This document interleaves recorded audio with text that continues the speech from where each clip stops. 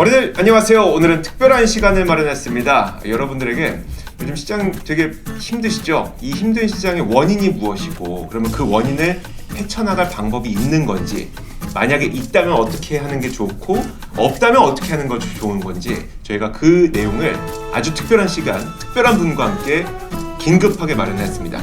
자, 이분과 함께 하겠습니다. 크래프트 테크놀로지스 에이펙 오피스의 오기석 법인장 함께 하도록 하겠습니다. 어서 오세요. 네, 안녕하십니까. 크래프트 테크놀로지스 오기석입니다. 크래프트 테크놀로지스를 저는 네. 왜냐하면 크래프트 테크놀로지스가 옛날에 창업할 때에 저희 회사랑 인터뷰를 진짜 많이 했어요. 저도 관련된 분하고 방송했는데 어떤 회사인지부터 먼저 말씀을 해주시면 네. 오늘 네. 들으시는 분들이 그러니까 이분의 이야기를 들어야겠구나. 네네. 네, 어떤 회사인가요? 네, 저희 크래프트 테크놀로지스는 인공지능 기반으로 투자 솔루션을 만드는 네. 그런 핀테크 업체예요. 그래서 지금 미국의 저희 솔루션을 바탕으로 운영되는 ETF들도 지금 4개가 상장이 돼 있고, 네. 또 국내 은행, 증권사, 보험사, 그리고 운용사에 저희 모델을 지금 공급을 하고 있어서, 그러니까 B2B 인공지능 투자 솔루션 프로바이더라고 생각해 주시면 될 것 같고. 그럼 인공지능으로 우리 이것도 맞췄다. 이거 봐라, 우리 이것도 맞췄다. 있으실 거 아니에요? 그렇게 있어요. 2개 있어요. 네네. 2개 있는데, 저희가 그 미국의 ETF 중에 AMOM이라는 ETF가 있어요. AMOM이라는 ETF. AMOM. 네, 모멘텀. 네. 미국 주식 대형주 모멘텀 ETF인데, 네. 그게 사실 올해 초에 그 외신의 보도가 굉장히 많이 됐고, 네네. 그리고 또 국내 언론에도 보도가 많이 됐던 게 테슬라 족집게다. 라고 해서 인기를 많이 끌었었거든요. 네. 그래서 뭐 많이 지금도 이야기가 되고 있고, 저희가 그 모델 같은 경우는 작년 5월부터 테슬라를 투자를 시작을 했는데, 네. 매달 이제 월간 수익률로 봤을 때 올해 4월까지, 그러니까 네. 1년 동안 보면 매달 수익률이 상승했던 구간은 최대 10% 이상까지도 들고 있었었고, 하락을 2번 했었잖아요. 작년에 언제였더라? 9월, 10월 빠졌고, 맞아요. 올해 1월 고점 찍고는 2, 3, 4월 안 좋았고, 5월 정도까지 빠졌습니다. 맞아요. 그래서 이 구간에서는 전부 다 0%로 전량 이익 실현 매도를 했었어요. 테슬라를요? 테슬라를. 그래서 이게 사람이 하기는 사실 쉽지 않죠. 네. 왜냐하면 10%씩 들고 있다가 네. 팔기가 정말 쉽지가 않은데, 저희도 그 보고는 왜 없지 테슬라가? 왜 없지? 라고 이제 인공지능아 말 좀 해줘. 근데 설명도 안 네, 해줘. 맞아요. 설명도 안 해주고 네. 뭐 하는데, 이제 저희는 어떡하겠어요. 인공지능 기반 네네. 운용사가 인공지능 기반이 핀텍 업체니까 따라서 가는. 아. 그래서 그게 이제 사실 성과에 굉장히 도움이 됐었었고, 와. 올라갈 때는 다 투자하고 내려올 때는 알아서 맞춰서 빼주는 그런 케이스. 물론 와. 이제 네. 틀린 경우도 있어요. 네네. 저희 종목 안에서. 네네. 근데 네. 가장 이제 뚜렷하게 나타났던 게 테슬라여서, 첫 번째가 그거고. 두 번째는 이거는 ETF는 아니고 저희가 국내 그 보험사에 공급하는 이제 모델 중에 하나인데, 네. 그 자산 배분 모델이에요. 오늘 네네. 나중에 자산 배분 좀 말씀드리고 싶긴 네. 하지만, 그거는 주식하고 글로벌 주식에 투자하는데, 필요하면은 현금 비중을 50%까지 네네. 가져갈 수 있는 네네. 그런 전략이에요. 네. 그러니까 올라갈 때는 주식 따라가고, 그쵸. 안 좋을 때는 절반은 현금으로 좀 막자라는 건데, 작년 코로나 때문에 많이 힘드셨던 구간이 3월이었거든요. 네, 그때 저점 찍기도 했었죠. 맞아요. 그래서 저희 같은 경우는 그 모델은 3월 직전에 리밸런싱 곧 한 달에 한 번씩 하는데, 네네. 현금을 50%까지 다 늘렸어요. 직전에는 2월 달에는 0%였던 게 네. 3월 시작하자마자 50%로 늘어난 거죠. 코로나 팬데믹으로 시장 급락하기 전에 현금을 50% 다 늘렸다고요? 맞습니다. 천재네. 네, 물론 이제 네. 그러니까 와. 들어볼만 하겠네요. 오늘 한번 이야기 네, 해볼게요. 알겠습니다. 월가워즈. 이런 그 인공지능 기반의 핀테크 업체에서 일하고 계시는 오기석 법인장께서, 네.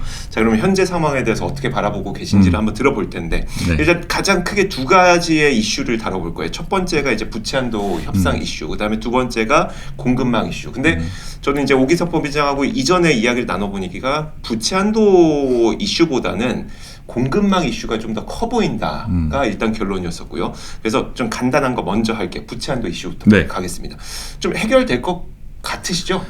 해결될 것 같아요. 오늘 네. 새벽 한국 시간에도 네네. 뭐 일부 그 합의점이 좀 도출돼 나가는 네네. 과정을 보였고, 지난주 주말에도 한번 네네. 비슷한 케이스들이 있어서 결국은 지금 사실 부채 한도가 지금 멈춰버린 게 8월 말부터인데, 네네. 지금은 이제 어떻게 보면 일반적인 상황이라면 해결을 다 했겠지만, 네네. 지금 미국 그 정치권에서 이거를 약간 묵혀두고 있는 이유 중에 하나가 인프라 법안 통과가 그쵸. 워낙 크다 보니까 이제 정치적인 셈법들이 좀 얽히면서 네. 이게 해결이 조금 길어지는 게 첫 번째. 그리고 두 번째는 사실 옐런 지금은 재무장관이죠. 네네. 옐런 재무장관이 이런 상황을 사실 예상을 하고 네. 그 현금을 좀 많이 쌓아놨어요. 아. 충분히 부채를 추가적으로 발행하지 않아도 쓸 수 있는 현금을 재무부에 쌓아놨는데 지금 이제 그게 소진이 되는 게 뭐 10월 18일이다라는 네. 부분이어서 이 부분 전까지는 좀 해결을 하지 않을까라는 생각을 하고 있는 게 이유는 사실 과거에도 몇 차례 있었어요. 물론 이게 안 좋게 끝났던 적도 있지만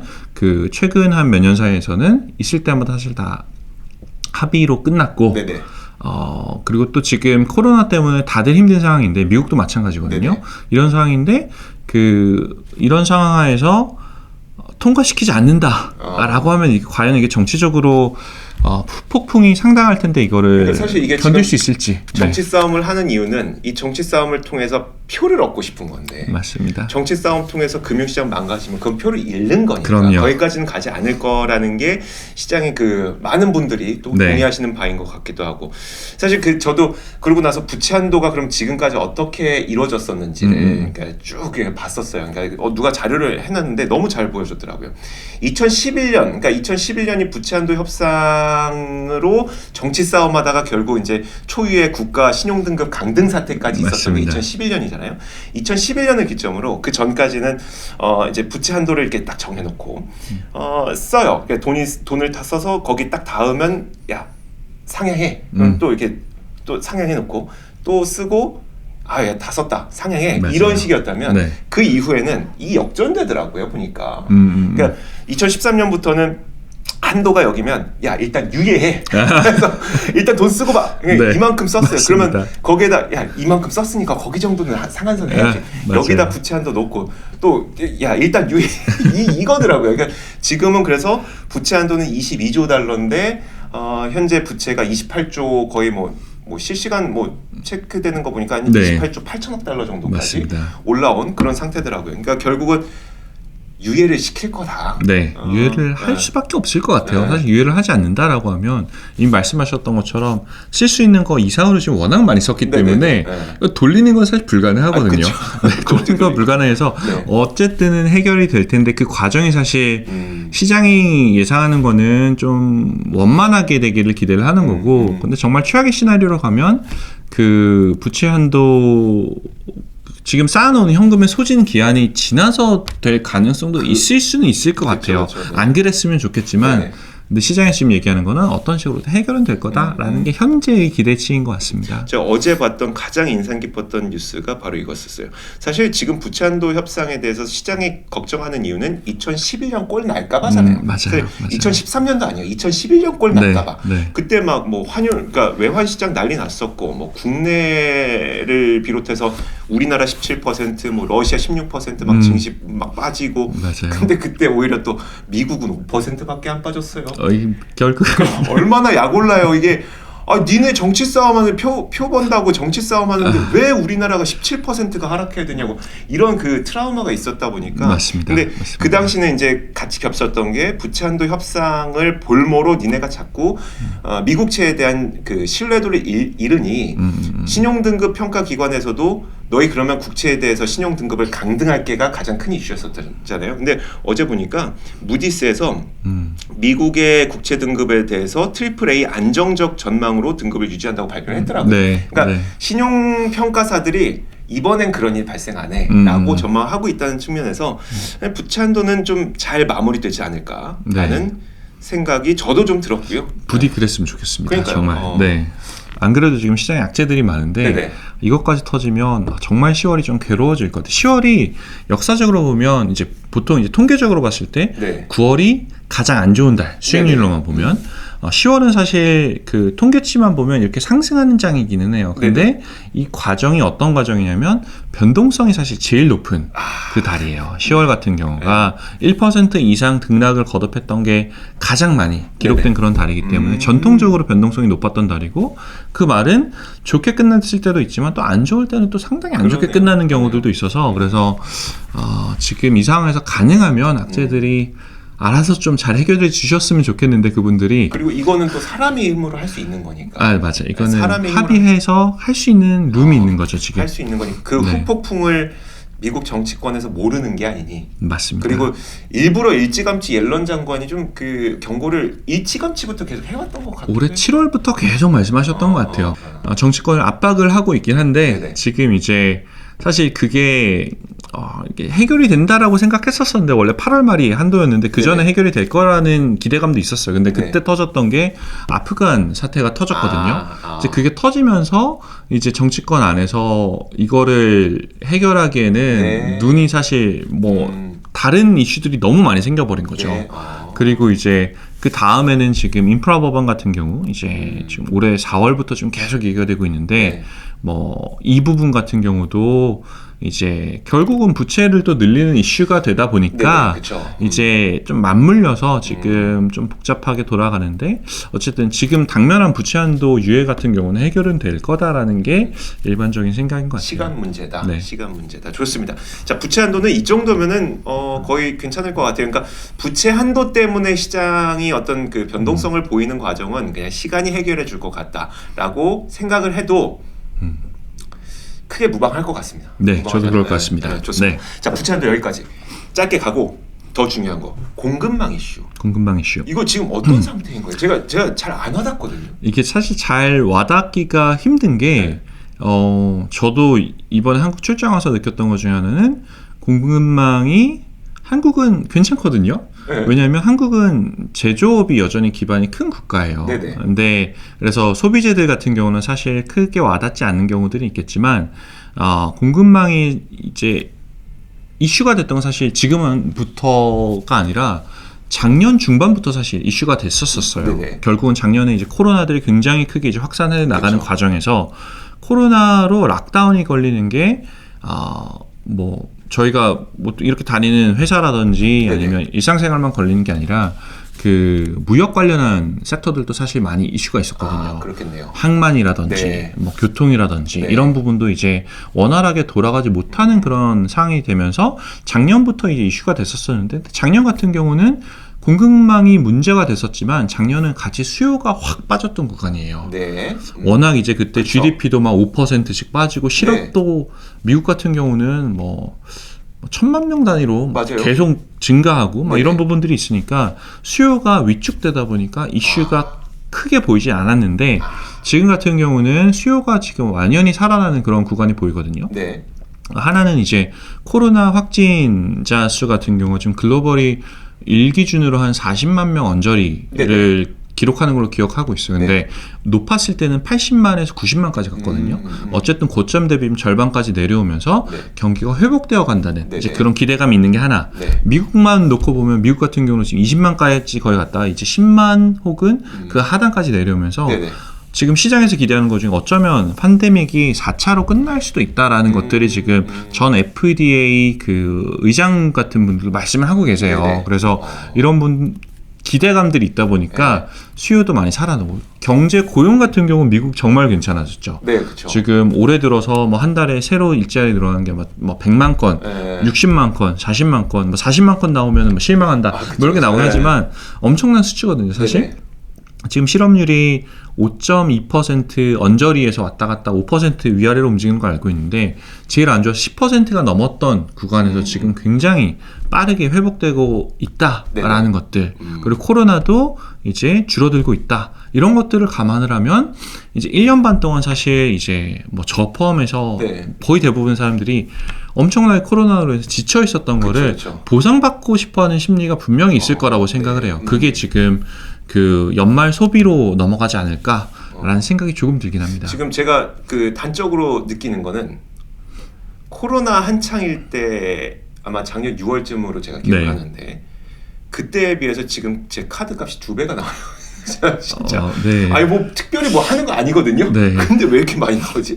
어쨌든 저도 이게 갑자기 두려워지고 있는데 지금 체크를 안 해봐서 두려워지고 있는데 그러니까 그만큼 소비는 굉장히 빨리 늘어날 수 있는 상태고요. 맞습니다.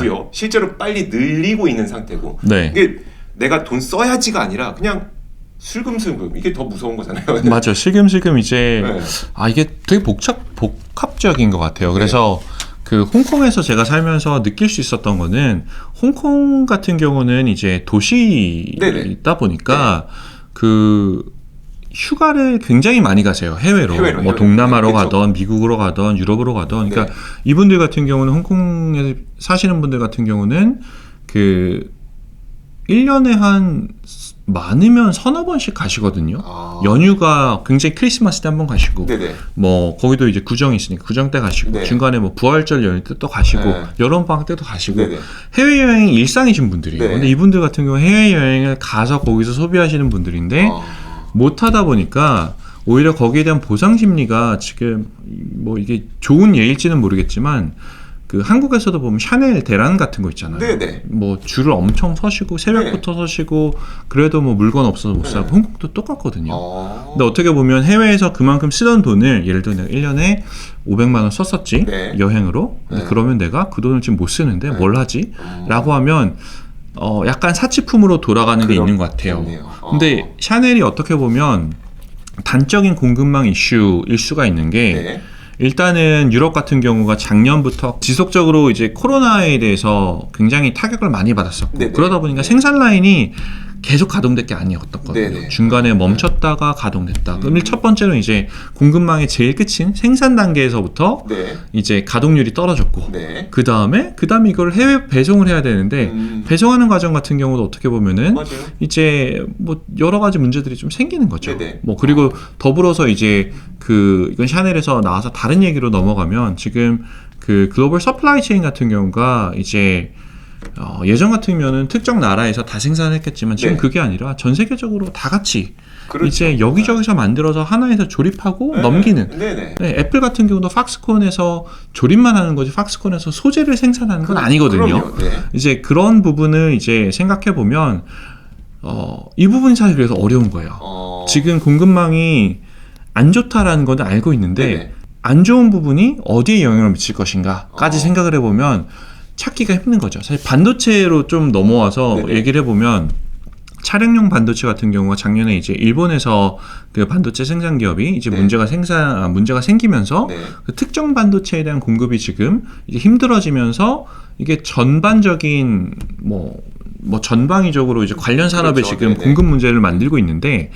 이런 부분이 참 예측하기가 힘들다라는 게 가장 큰 위험이 아닌가라는 생각이 좀 듭니다. 그 부채 한도는 저희가 이건 어차피 사람이 하는 일이고 네. 그리고 그 사람들이 과거에 그 시장의 후폭풍이 엄청나게 컸다는 것도 알고 있고 그러다 보니까 이건 사람이 해결할 수 있는 문제인데 그렇죠. 공급망의 경우에는 그러면 지금 어떤 원인이라든지 네. 아니면 그 문제점이 생기고 있는 지역이라든지 예컨대 이런 거죠. 그러니까 사실 천연가스 가격이 최근에 많이 급등을 했었잖아요. 맞습니다. 그러니까 특히 유럽 가스 가격이 급등했기 때문이었었는데 사실 이 문제는 러시아만 나서주면 끝나는 문제예요. 러시아가 맞아요. 어차피 러시아에서 그 유럽까지 파이프라인이 있으니까 네. 그거 이제 공급하겠다. 밸브만 네. 열어주면 되는데 지난 밤사이 푸틴이 열어준다 했거든요. 그렇죠. 네. 그러니까 이렇게 원인만 있으면 해결 가능해요. 근데 맞습니다. 공급망 이슈는 지금 어떤 상태예요? 원인을 알고 있어요, 사람들? 원인이 너무 복잡한 거죠. 말씀하셨던 것처럼 천연가스 같은 경우는 푸틴 혹은 러시아가 열어주면 되는 네네네. 부분이고 코로나 같은 경우도 백신을 개발하고 보급이 되면 되는 부분이고 네.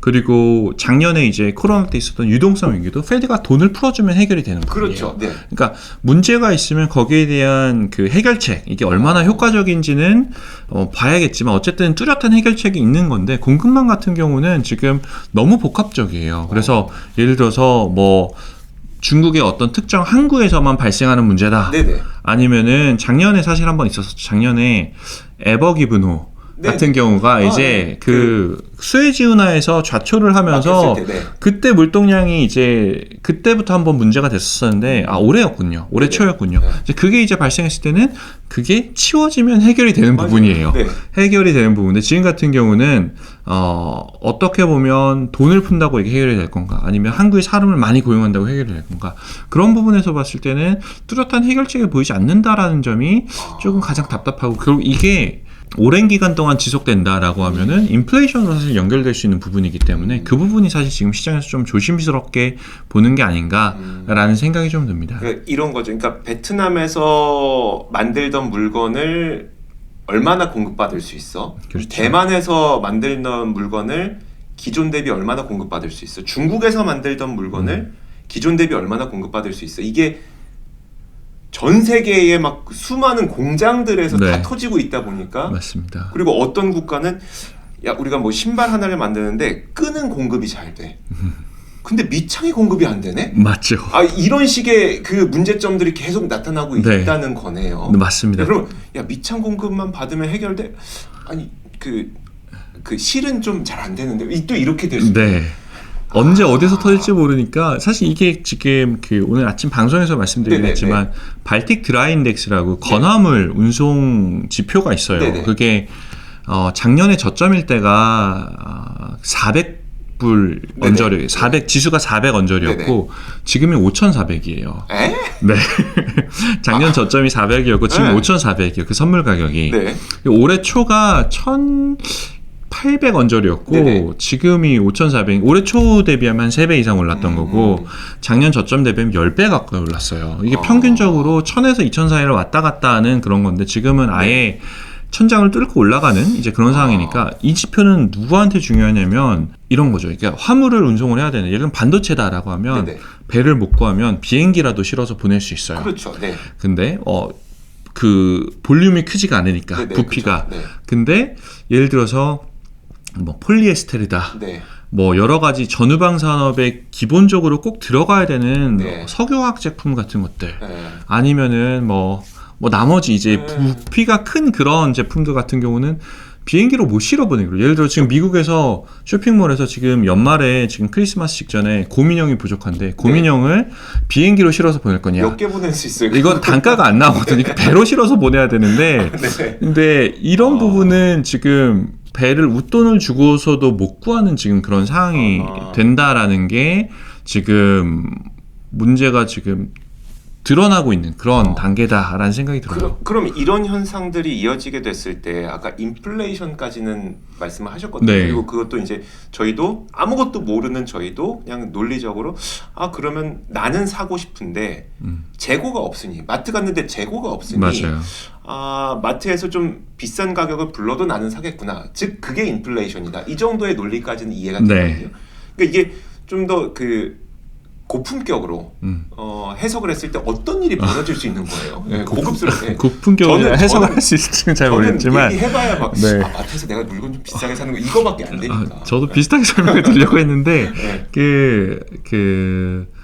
결국은 이제 그 소비자 물가 지수들이 이제 이게 어렵네요. 고품격을 하려고 하니까 결국은 편하게 말씀해 주세요. 물가가 결정되는 과정, 결국 이제 최종 이제 소비자 가격이 결정되는 과정을 수요가 충분하다라고 네네. 가정하면 어떻게 보면 공급에서 들어가는 생산 단가가 중요한 원인이 될 수가 있을 거예요. 네네네. 그러면 생산 단가가 예를 들어서 석유 가격 지금 상승하고 있죠. 네. 지금이야 현대 시대의 이제 석유는 반도체다라는 이야기를 많이 하지만 네. 여전히 사실 많은 분야에서 석유 제품들이 사실 이제 다양한 업계의 피와 같아요. 어떻게 보면 네네. 현대산업의 피와 같은 게 석유인데 석유 가격이 지금 작년에 40불 혹은 선물이 막 마이너스까지 갔던 적도 네네. 있지만 그러니까. 지금은 거의 제가 마정왔던 게 한 8불 정도까지 그렇죠. 기억을 하고 있는데 네, 뭐 90불까지 브렌트는 70불 훨씬 넘은 것 같고 그런 거를 감안을 해본다면 석유로 대표되는 원자재가 상승하면 생산자 물가가 압박을 받을 수밖에 없어요. 첫 번째로. 네네. 그렇고 그러면 생산자 물가가 추가적으로 압박받을 수밖에 없는 게 아까 운임지수 네. 같은 경우 작년 저점 대비 10배 이상 상승했고 네. 평상시를 비교하더라도 거의 3배 가까이 지금 올라간 이런 상황인데 이런 게 생산자 물가 상승으로 전이가 되는 거죠. 네. 전이가 되고 작년 같은 경우는 예를 들어서 수요가 완전히 속된 말로 죽어버렸던 그런 네네. 시장이기 때문에 이때는 생산자 물가가 올라간다고 하더라도 소비자 물가는 반영이 안 될 수도 있어요. 그렇죠. 왜냐하면 네. 수요가 없으니까 네네. 어쨌든 내가 최대한 피해를 보지 않는 선 혹은 일부는 피해를 보더라도 이제 팔아치우는 네네. 그런 것들이 생기는데 지금 같은 경우는 수요가 굉장히 탄탄하거든요. 왜냐면 이거는 제가 그냥 느꼈던 건데 제가 이제 한국에 오랜만에 들어와서 부모님을 모시고 연휴가 있으니까 호텔을 한번 예약을 해보려고 했더니 만석이더라고요. 월가워즈. 미국도 동일해요. 미국 같은 경우도 지금 크리스마스가 이제 한 75일 정도 남았거든요. 네. 근데 지금 이미 100일 전부터 CNBC 방송에 헤드라인으로 나왔던 게 올 연말의 예약 속도는 역사적이다. 라고 할 정도로 경이롭다. 역사상 가장 빠른 이거를 보여주고 있다라는 게 어떻게 보면 수요 회복의 단적인 예가 네네, 아닐까 네. 싶어요. 그럼 이 수요가 충분하다라고 하면 공급 물가가 상승하는 과정에서 이제 공급자가 충분히 가격 협상력을 가진 거죠. 네네. 그래서 예 중에 하나가 미국의 달러트리라고 한국으로 네네. 치면 다이소와 같은 네네. 이제 1,000원 상품, 네. 거기는 1달러 상품 파는 이제 네. 그런 게 있는데 가격을 최근에 1.1달러 하던 거를 1.5, 2불까지 올렸어요. 이제 달러트리가 아니라 2달러 트리가 그렇죠. 되니까. 2달러 트리가 되니까 2달러 트리가 달러 더블 트리도 죄송합니다. 이렇게 되니까 이게 수요가 충분한 상태에서는 가격을 전이시킬 수 있는 거죠. 이게 사실 그렇게 되면 인플레이션이 사실 발생하기가 쉬운 상황이에요. 어떻게 네. 보면은 이제 이런 것들을 감안을 해봤을 때 저는 연말까지는 개인적으로 그러니까 올해 초에는 계속 나왔던 게 코로나 확산 속도에 대한 이야기가 시장에서 가장 큰 이슈였다. 혹은 경기 회복, GDP 회복에 대한 이야기가 네. 혹은 고용 지표에 대한 게 가장 큰 이슈였다라고 생각하면 사실 지난 한 1, 2주 사이에 시장 칼럼 완전히 바뀐 것 같아요. 네네. 9월 말 기점으로 지금부터는 약간 인플레이션에 대한 이야기가 듣기 싫어도 연말까지는 계속 나오지 않을까라는 생각을 개인적으로는 하고 있습니다. 정리해보자면 이런 거네요. 공급망 이슈는 우리가 어디에서부터 어떻게 손을 대야 될지 모른다. 이건 충분히 맞아요. 다들 인지가 되셨을 거예요. 근데 그러다 보니까 인플레이션은 발생 가능성이 너무 높아진 상태. 네. 근데 조금 더 극단적으로 가서 요즘에 스태그플레이션 말씀하시는 분들이 꽤 있어요. 꽤 계시죠. 그러니까 사실 스태그플레이션이 진짜 무서운 거거든요. 근데 우리가 실제 경험하는 일은 거의 없었어요. 네. 그러다 보니까 이제 잘 안 와닿는데 스태그플레이션이 경기는 그러니까 GDP 성장률은 역성장을 하는 극단적으로 얘기하죠.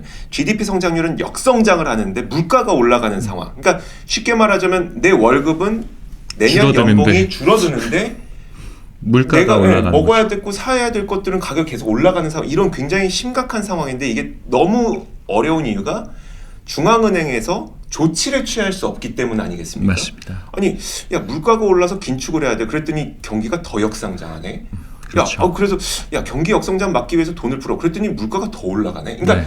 이러지도 저러지도 못하는 이 스태그플레이션이 올 수도 있다고 얘기하는 이유는 공급망 이슈와 연관지어 보면 그 왜 이 논리가 나오는 거예요. 이게 스태그플레이션 이슈가 올해 언제 처음 나왔었냐면 네. 제 기억에 맞으면 6월에서 7월 사이 한번 나왔었던 네네. 것 같아요. 이제 그때 나왔던 거는 이제 GDP 성장률 자체가 그러니까 작년에 워낙 안 좋았다가 네. 기저효과 때문에 올해 워낙 높게 나왔는데 이게 줄어드는 게 보였었거든요. 네네. 예를 들어서 작년에는 한 마이너스 연율로 거의 마이너스 10%를 작년 2분기에 찍었던 것 같은데 네. 그거에 반대로 올해는 엄청 나왔는데 2분기가 지나면 이제 줄어들지 않겠냐. 네. 그 원인 중에 하나는 사실 그때 얘기 나왔던 거는 코로나였었어요. 사실 코로나 재확산이 다시 되면서 이제 그 경기 회복이 둔화되지 않겠냐, 네네. 전반적인 경기 둔화되지 않겠냐라는 거였는데 그거는 그때만 하더라도 일부의 이야기였고요. 왜냐면은 뭐 안 좋아진다고 하더라도 이게 뭐 지금 GDP 미국 성장률이 지금 얼마까지 나왔어? 6% 찍다가 그쵸. 뭐 네, 5, 그쵸. 4%쯤 네, 나오는 것 맞아요. 같은데 그래도 평균적으로 미국 GDP 성장한 게 잘해봐야 2에서 맞아요. 2.5% 맞아요, 왔다 갔다 맞아요. 했거든요. 네. 그거 대비 지금 6에서 5%, 4% 떨어지는 거를 안 좋게 보는 건 이건 너무 이제 논리의 비약이다라는 게 시장의 그 해석이었는데 네네. 지금은 이제 말씀하셨던 것처럼 그 인플레이션은 그리고 그 당시에는 또 인플레이션도 줄어들 거라고 생각했던 것 같아요. 인플레이션도 맞아요. 작년에 워낙 안 좋아서 네네. 그냥 기저효과 때문에 올라갔다라는 부분이고 시간이 좀 줄어들겠지라는 네네. 부분이었는데 지금 그 두 부분에서 첫 번째 인플레이션 같은 경우는 공급망이 안 좋으니까 인플레이션이 지속될 가능성이 높아졌네. 네. 이게 하나. 네. 두 번째는 이제 공급망이 얼마나 안 좋아지는지에 대한 문제기는 한데 네. 진짜 타격이 심해지는 뭐 최악의 시나리오로 간다라고 하면은 결국은 이제 GDP라는 게 국가 총생산이거든요. 그렇죠. 개별 총생산인데 공급망이 망가지면 생산량이 줄어들어요. 네네. 그렇죠. 그렇게 되면 사실 GDP가 내려갈 가능성이 있는 거죠. 그냥 말 그대로 경제적인 그 데피니션 정의 그대로 네, 보면 네, 네. 내려갈 가능성이 있으니까 그러면 이 구간은 이제 스태그플레이션과 비슷한 상황이 올 수도 있겠다라는 확률은 높아진 것 같아요. 그러니까 만약에 이제 운동화를 예를 들자면 원래 우리가 100켤레를 만들어 팔던 그게 뭐 우리가 뭐 0이라고 쳤을 때 그럼 GDP가 3% 성장한다. 그러면은 사실 103켤레를 올해 팔아야 되는데 아니 야 만든 게 있어야 팔지. 그렇죠. 올해 90켤레밖에 못 만들었어.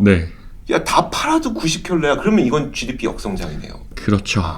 그래서 이게 한 90켤레 정도면 어쨌든 작년에 만들어온 재고로 이제 메꿀 수가 있을 텐데 근데 이게 그거보다 더 낮아진다라는 건 사실 이거는 지금 시점에서 어떻게 될 거라 전망하기가 너무 힘들어요. 지금 공급망 이슈가 안 좋은 거는 분명한데 뭐 얼마나 안 좋을지는 진짜 알기가 힘들기 때문에 이제 그런 부분이 지금 시장의 불안감 혹은 불확실성으로 반영이 되는 것 같습니다.